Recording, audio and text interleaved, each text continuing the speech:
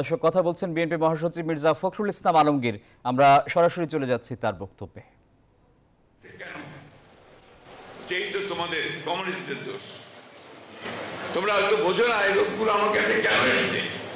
তাদের একটা বিশ্বাস যে আমি আল্লাহর নাম নিয়ে যে ফু দেব সেটাতে তার কাজ হবে। ও এত দরিদ্র, সে ডাক্তারের কাছে যেতে পারে না।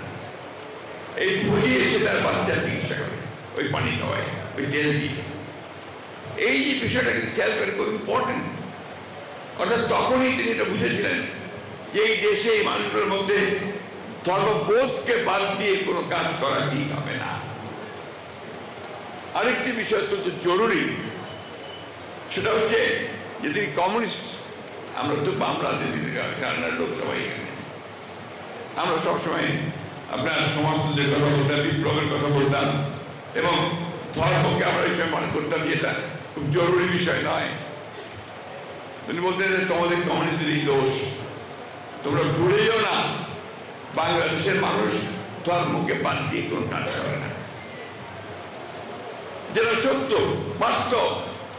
এই কারণে তিনি পরে তার মানলেন ধর্ম কর্ম সমাজতন্ত্র। মনে আছে আপনার? ধর্ম কর্ম এবং সমাজতন্ত্র, এই যে বিষয়গুলো, এই বিষয়গুলোকে আজকে রাজনীতির সঙ্গে একে কিন্তু আপনাকে মিলিয়ে নিতে হবে। তো যাই হোক, সেই কথা পরে পরে তো মনে না পাকিস্তান আন্দোলন করেছেন, পাকিস্তান হয়েছে, কিন্তু কখনো তিনি চিফ মিনিস্টার বা গভর্নর এগুলোর পদ নেননি।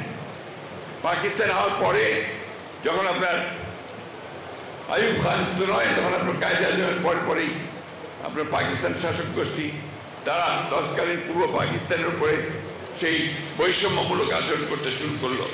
এখন তো আমরা বৈষম্য শুনছেন আপনারা, তখনই আমরা বৈষম্য শুনেছি যে পাকিস্তান পূর্ব পাকিস্তানের মানুষের উপরে বৈষম্য চাপিয়ে দিচ্ছে। তাদেরকে চাকরি দেওয়া হয় না ঠিক মতো, তাদের বরাদ্দ দেওয়া হয় না,